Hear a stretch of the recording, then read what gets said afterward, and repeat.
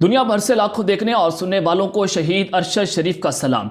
नाज़रीन इकराम, पाकिस्तान के लिए ये फैसला कुन वक्त है जहां पर इस्टेब्लिशमेंट के पास सिर्फ दो ऑप्शंस बचे हैं कि या तो रजीम चेंज ऑपरेशन के कारिंदों को NRO 2 देकर उनकी मदद जारी रखी जाए, जो कि जनरल बाजवा ने ये रजीम चेंज ऑपरेशन किया था और PDM को हम पर मुसल्लत कर दिया गया, और दूसरा ऑप्शन ये है कि पाकिस्तान की अवाम के साथ खड़ा हुआ जाए, अवामी फैसले के साथ उनके साथ खड़ा हुआ जाए। और अवाम का फैसला तो आपके सामने है कि जनाब इमरान खान इस वक्त अवाम की जिद बन चुका है, लेकिन बंद कमरों में ये फैसले हो चुके हैं कि इमरान खान को हर सूरत रास्ते से हटाना है और उनको हर सूरत पाकिस्तान की पॉलिटिक्स से निकालना है। तो कुछ बहुत बड़ी ब्रेकिंग न्यूज लेकर आपकी खिदमत में हाजिर हुआ हूं, जिसने इस वक्त नया पिंडोरा बॉक्स खोल के रख दिया है, तहलका मचा के रख दिया है। जनाब आज की सबसे पहली स्टोरी ये होगी कि जनरल आसिम मुनीर ने भी हर हद पार कर दी है और जनरल बाजवा को पीछे छोड़ दिया है।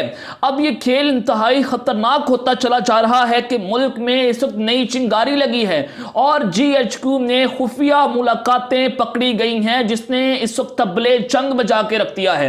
अब यह मुलाकात कौन कौन करने GHQ गया, कौन कौन सी शख्सियत इसमें शामिल थी, उसकी वजह क्या है, हकीकत क्या है, और इस मुलाकात में इमरान खान के खिलाफ क्या साजिश तैयार हुई है बंद कमरों में, इस हवाले से अहम तरीन तफसीलात मैं आपके सामने रखूंगा।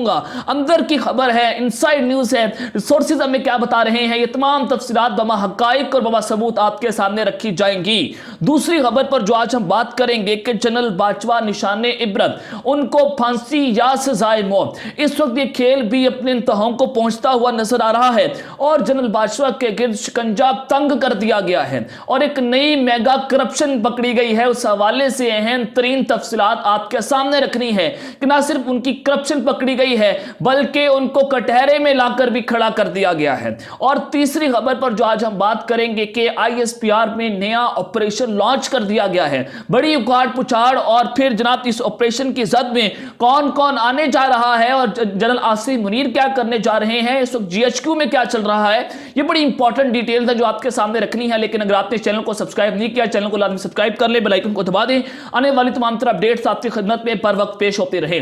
नाज़रीन इकराम, जब से ये पंजाब की सियासत में एक नया दंगल लगा है और इस दंगल में इमरान खान के खिलाफ इस्टेब्लिशमेंट खुलकर सामने आ चुकी है।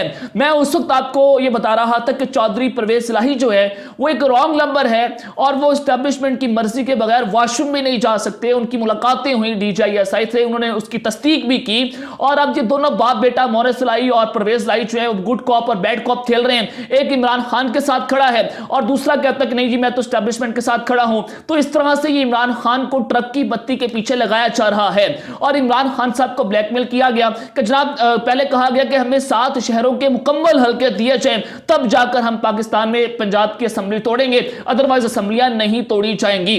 अब जनाब ये जो सीट एडजस्टमेंट का मामला है, ये काफ लीग और PTI के दरमियान मुशावरत मुकम्मल हो चुकी है और काफ लीग ने जो मेरी खबर थी वो आज दुरुस्त ठहरी है। और मैंने आपको खबर दी थी कि जनाब काफ लीग जो है वो 15 कौमी असेंबली की और 30 सूबाई असेंबली की सीटें मांग रही है और कुल मिलाकर 45 सीटें बनती हैं। और यही खबर जो है मैंने आज से तकरीबन 3 हफ्ते पहले आपको दे दी थी कि यह मामला चल रहा है अंदर खाते, और अब यह खुलकर खबर सामने आ चुकी है और इमरान खान को इस पर ब्रीफ भी कर दिया गया है और खान साहब आज इसके हवाले से हतमी फैसला भी करेंगे।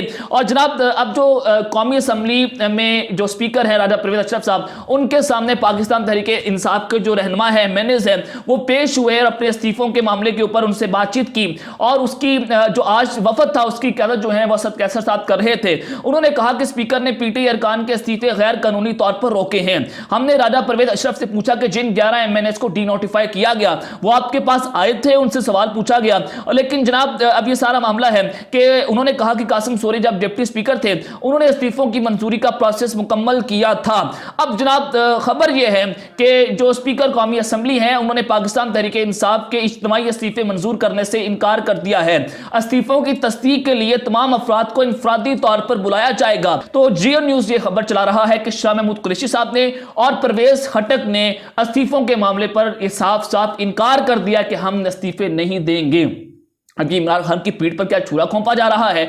शाह महमूद कुरैशी और परवेज खट्टक ये दोनों एक बहुत बड़े फेस हैं, इस्टेब्लिशमेंट के साथ इनके ताल्लुकात बहुत अच्छे हैं। और जनाब फिर यह भी खबर चलाई गई है जियो न्यूज की जानिब से कि 22 अरकान कौमी असम्बली जिनका ताल्लुक पाकिस्तान तहरीक इंसाफ से है, उन्होंने इस्तीफे देने से साफ साफ इनकार कर दिया है। और इवन दो के 6 अरकान ने तो कौमी असम्बली के स्पीकर को यह फोन करके कहा कि इज्तिमाई इस्तीफों पर हमारे जो दस्तखत हैं वो जाली हैं और हम किसी सूरत जो है वो इस्तीफे नहीं देंगे। अब जनाब यहां पर बड़ा एक नया मोड़ सामने आया है कौमी असम्बली में इस्तीफों के मामले के ऊपर, और इमरान खान ने 4 बजे जमान पार्क में एक अहम इजलास तलब कर लिया है और कौमी असम्बली के इस्तीफों के मामले के ऊपर वो मुशावरत भी करेंगे। शाह महमूद कुरैशी और परवेज खट्टक को भी इमरान खान ने जनाब जमान पार्क में तलब कर लिया है। अब जनाब आ जाएं कि जनरल बाजवा निशाने इबरत और उनको फांसी की सजा या फिर सजाए मौत, इस वक्त ये मामला भी अपने इंतहाओं को पहुंचता हुआ नजर आ रहा है। देखें जनाब जो अहमद दुरानी साहब की स्टोरी आई थी, 12 अरब की जमीन जिसमें कमर्शियल प्लॉट थे, कमर्शियल प्लाजे थे, डीएचए के प्लॉट से, और फिर उनकी ऑयल फर्म भी सामने आई दुबई में, और साबिर मिट्ठू के जरिए उन्होंने किस तरह से एक फ्रंटमैन उनके बनकर सामने आया साबिर मिट्ठू जनरल बाजवा के, और उन्होंने करप्शन की लाइनें लगा के रखती कि 6 सालों में 12 अरब रुपए की जमीनें और फिर 200 अरब की मजीद जमीनें जो हैं वो आने कभी भी सामने आ सकती है। मुबैना तौर पर ये इमरान खान साहब ने इंकशाफ किया है कि अभी बहुत बड़ी करप्शन भी सामने आने को है। अब जनाब मैंने उस वक्त ये सवाल उठाया था कि जो ये करप्शन सामने आई है, क्या इसके ऊपर सुप्रीम कोर्ट सो मोटो नोटिस लेगा? अगर सो मोटो नोटिस लिया जाता है और ये इंक्वायरी में उनके ऊपर ये करप्शन या ये गैर आईनी तौर पर ये काम जो है वो साबित हो जाता है, तो क्या उनका कोर्ट मार्शल होगा? ये एक बहुत बड़ा सवाल था। क्या पता इस सवाल की गूंज इतनी बड़ी थी कि ये बंद कमरों तक ये सवाल जो है वो गूंजा होगा। तो जनाब आसिम मुनीर ने इस हवाले से एक बहुत बड़ा फैसला कर लिया है। जनाब पाक अफगान बॉर्डर, और ये बॉर्डर जो है यहां पर एक बड़ी जंग छिड़ चुकी है पाकिस्तान और अफगानिस्तान के दरमियान, और 532 मिलियन डॉलर जो है वो पाक अफगान बॉर्डर पर जो बाड़ लगाई जा रही थी, इमरान खान के दौर में भी लगाई गई, 2017 से काम शुरू हुआ था और 99% ये बाढ़ का काम मुकम्मल हो चुका था इमरान खान के दौर में। अब 532 मिलियन डॉलर यानी कि अरबों खरबों रुपए सिर्फ इस बाढ़ पर लगाने के लिए खर्च हुए थे, और जनरल बाजवा की जेर निगरानी ये बाढ़ लगाई गई थी। अब जनाब मामला ये हुआ है कि जगह जगह से बाढ़ टूट चुकी है, सिक्योरिटी ब्रीच हुआ है, पाकिस्तान का एजेंसीज का सबसे बड़ा लूप होल है। तो जनाब अब इसके ऊपर जनरल आसिम मुनीर ने एक बहुत बड़ी कार्रवाई का हुक्म दे डाला है, उन्होंने ऑर्डर्स दे दिए हैं। अब उन्होंने बताया कि क्या वजूहात बनी है कि ये जो बाढ़ लगाई गई थी, इतना बड़ा बजट लगाया गया, लेकिन फिर भी पाकिस्तान में ये सिक्योरिटी ब्रीच हुआ, और जिस तरह से ये 3rd क्लास मटीरियल लगाया गया इस बाढ़ के लिए, इसके ऊपर भी इंक्वायरी करवाई जाएगी कि किस किस ऑफिसर ने कितने कितने पैसे खाए हैं, कहां कहां पर क्या करप्शन हुई है। और डीजीएमआई जो कि डायरेक्टर जनरल मिलिट्री ऑपरेशंस हैं, मिलिट्री इंटेलिजेंस भी और डीजीएमओ भी हैं, जनाब मेजर जनरल अवैस साहब जो है उन्होंने इस इंक्वायरी में वो हेड करेंगे, और इस बजट से पैसा भी जनरल बाजवा ने रजीम चेंज ऑपरेशन के लिए मुबैना तौर पर इस्तेमाल किया था। और जो मैंने आपको एक खबर भी दी थी कि जनरल बाजवा और हुसैन हक्कानी का गठजोड़ सामने आया है और यहां से अरबों डॉलर पाकिस्तान से बाहर गए थे। क्या यहां पर सवाल पैदा होता है कि जो पाक अफगान बॉर्डर के ऊपर 532 मिलियन डॉलर लगाए गए और फिर भी वो बाढ़ टूट गई है और उसको दहशतगर्द तोड़कर पाकिस्तान आ रहे हैं, और इसी बाढ़ के जरिए दहशतगर्दी पाकिस्तान में आ रही है जो टूटी गई है, और इसको तोड़कर पाकिस्तान में आना जनरल बाजवा के ऊपर भी ये सेहरा जाता है। हम उनको सलाम पेश करते हैं कि एक तो आपने रजीम चेंज ऑपरेशन किया, दूसरा पाकिस्तान में जो दहशतगर्दी की लहर आई है आपकी करप्शन की वजह से, इसके ऊपर भी सवालिया निशान उठते चले जा रहे हैं, और तीसरा उन्होंने रजीम चेंज ऑपरेशन किया इसमें से करप्शन करके।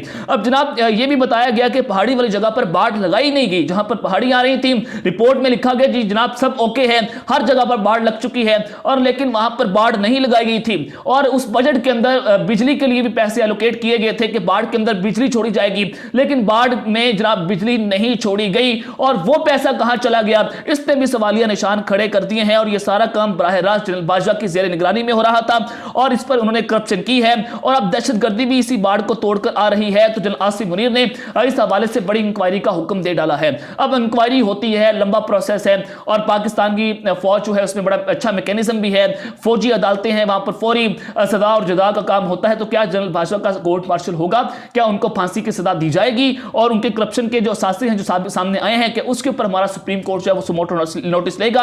अरशद शरीफ के कत्ल केस में उनकी वालदा जो है वो इनको एफआईआर के लिए नामजद कर रही हैं, क्या उसके ऊपर जनाब फौजी अदालतें जो हैं वो जागेंगी? ये एक बहुत बड़ा सवाल है जो मैं आपके सामने रख रहा हूं। जनाब अब आ जाएं कि जो आईएसपीआर जो है उसमें एक बहुत बड़ा मेगा ऑपरेशन जो है वो लॉन्च कर दिया गया है। लेकिन नादिर इकराम जब जनरल आसिम मुनीर आए थे तो उनके लिए बहुत बड़े चैलेंजेस जो हैं वो खड़े हो गए थे। तो जैसे ही उन्होंने ये चार्ज संभाला था तो उन्होंने ISPR ISI को ये कहा था, ये हदायत जारी की थी कि इमरान खान मुखालिफ प्रोपेगेंडा को फौरी तौर पर रोक दिया जाए और तशहीदबाजी को भी रोका जाएगा। और ISPR का जो मीडिया विंग है वो जनाब किसी भी किस्म की कोई जनरल आसिम मुनीर की खबरें नहीं देगा। और जो जिस तरह से जनरल बादशाह के दौर में तशहीर हुई थी, गाने आते थे, नगमे आते थे, इसके ऊपर भी अरबों रुपए अब खर्च नहीं किए जाएंगे। अब जनाब खबर यह है कि ISPR को अब नए सिरे से तश्कील देने के लिए काम शुरू हो चुका है। इस पर गौर हो रहा है कि फौज का इमेज जो उस पर डेंट डाला है जनरल बाजवा ने, जिसने इदारे की साख को नुकसान पहुंचाया है, उसने इदारे को मुतासिर करके रख दिया है, पाक फौज की क्रेडिबिलिटी में कमी आई है। तो जनाब अब इसको बेहतर बनाना है, फौज के इमेज को बहाल करना है, तो उसके लिए ISPR को नए सिरे से तश्कील दिया जा रहा है। और जनरल आसिम मुनीर जो है वो जनरल बाजवा की बाकियात को खत्म करने जा रहे हैं। और गंजा शैतान जो कि ISPR में था, ब्रिगेडियर शफीक, जिनको अरशद शरीफ गंजा शैतान कहा करते थे, वो भी अब जनाब रिडार पर आ चुके हैं और उनको भी ISPR से निकाला जाएगा। अब जनाब आ जाए कि जनरल आसिम मुनीर ने भी अब हर हद पार कर दी है। चाहे जनरल बादशाह के खिलाफ काम कर रहे हैं नहीं कर रहे हैं हमें उसका अंदाजा नहीं है, लेकिन जो पाकिस्तान की पॉलिटिक्स में इस वक्त जो इंटरफेरेंस हो रही है पाकिस्तान की एस्टैब्लिशमेंट की जानिब से, उसमें जनरल बादशाह को भी जनाब उन्होंने पीछे छोड़ दिया है और यह मामला इंतहाई खतरनाक होता चला जा रहा है। अब जो GHQ के अंदर खुफिया मुलाकातों की खबरें हैं मैं जरा आपके सामने रख देता हूं। जनाब पाकिस्तान तहरीक इंसाफ में जो शाह महमूद कुरैशी साहब हैं, परवेज खट्टक हैं, उन्होंने इस्तीफों के मामले पर इनकार किया है। अब इसकी वजह यह भी हो सकती है क्योंकि इस वक्त पाकिस्तान में टेक्नोक्रेसी की हुकूमत जो है उसकी बातगश जो है वो शुरू हो चुकी है कि इस्टेब्लिशमेंट चाहती है कि पाकिस्तान में लंबे अरसे के लिए टेक्नोक्रेट्स की हुकूमत हो। और ये हुकूमत क्यों लाना चाहते हैं, इसकी 3 बड़ी वजूहात हैं जो मैं आपके सामने रख देता हूं।